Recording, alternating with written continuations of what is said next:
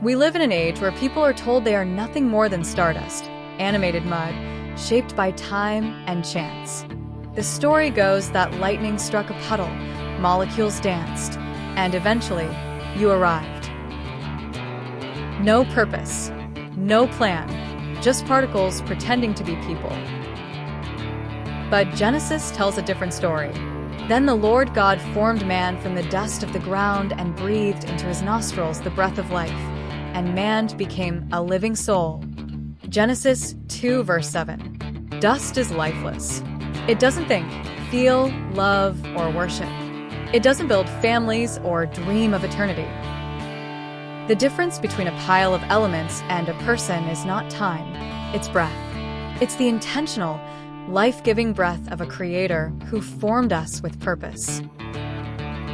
But there's another voice in the garden, a deceiver, one who whispers, "Did God really say?" Genesis 3 verse 1. He's been twisting truth since the beginning, replacing design with disorder, meaning with meaninglessness. The Bible warns us, Satan himself masquerades as an angel of light. 2 Corinthians 11 verse 14. He doesn't just lie, he makes lies look like enlightenment. And today, many have bought the lie, that we are evolved accidents, that morality is fluid, that truth is relative, that God is optional. But if we are only dust, then life is disposable. If we are only evolved, then love is chemical. If we are only chance, then death is the end. Yet the gospel declares, you are more. You are dust, yes, but dust kissed by the breath of God. You are not random. You are crafted, called, and redeemable. Today, we expose the lie and proclaim the truth. Dust can't breathe without God. We live in a world where people are told they are accidents, collections of carbon, water, and time. The prevailing narrative says life is nothing more than the result of chemical reactions sparked by chance. We are told that meaning is a social construct and that morality is a moving target. But Scripture tells a different story. In Genesis 2 verse 7 we read, "Then the Lord God formed man of the dust of the ground and breathed into his nostrils the breath of life, and man became a living soul."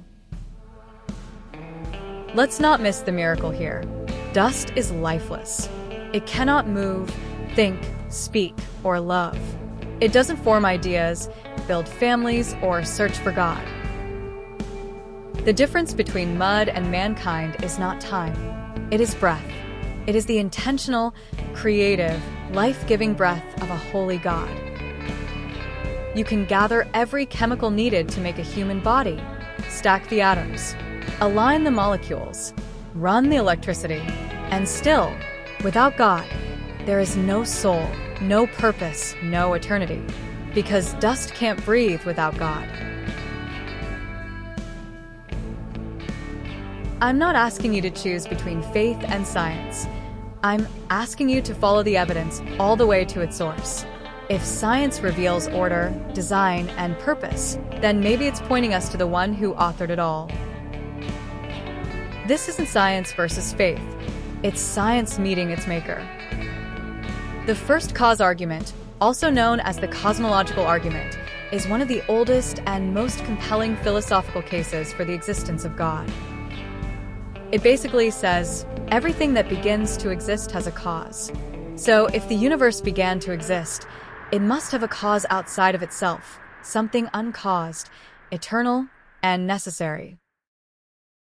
If everything we see is caused by something else, then there must be a starting point, a cause that itself was not caused. Scripture's answer to the first cause. In the beginning, God created. Genesis 1 verse 1. For by him all things were created, and in him all things hold together. Colossians 1 verses 16 to 17. There's a deep-rooted resistance, even hostility, toward the idea of divine creation. And it's not just about science versus faith. It's about authority, accountability, and worldview. Why the bitterness? Creation implies a creator and a judge. If God created us, then he owns us. That means we're not autonomous, and our lives aren't our own. For many, that's uncomfortable. It challenges the modern gospel of self-determination.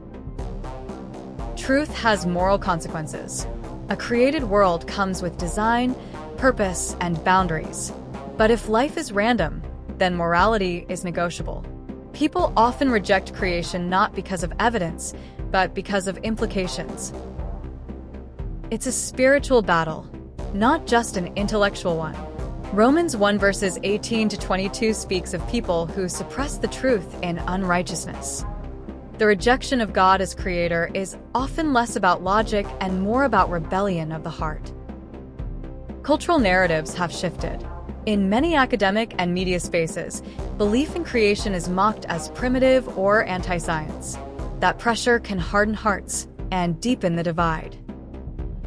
The Bible doesn't condemn all philosophy, but it does issue a clear warning against philosophies that are rooted in human pride and deception, especially when they pull people away from Christ. See to it that no one takes you captive through philosophy and empty deceit, according to human tradition, according to the elemental principles of the world, and not according to Christ. Paul isn't saying that thinking deeply is wrong. After all, he reasoned in synagogues and debated in Athens. What he's warning against is philosophy that exalts human wisdom above divine truth. 1 Corinthians 1 verse 20 asks, "Where is the wise man? Where is the philosopher of this age? Has not God made foolish the wisdom of the world?" The cross turns worldly wisdom upside down. What seems foolish to man is the very power of God. So yes, the Bible warns against vain, deceptive, Christless philosophy, but it also calls us to love God with all our mind. The difference is whether our thinking leads us to Christ or away from him.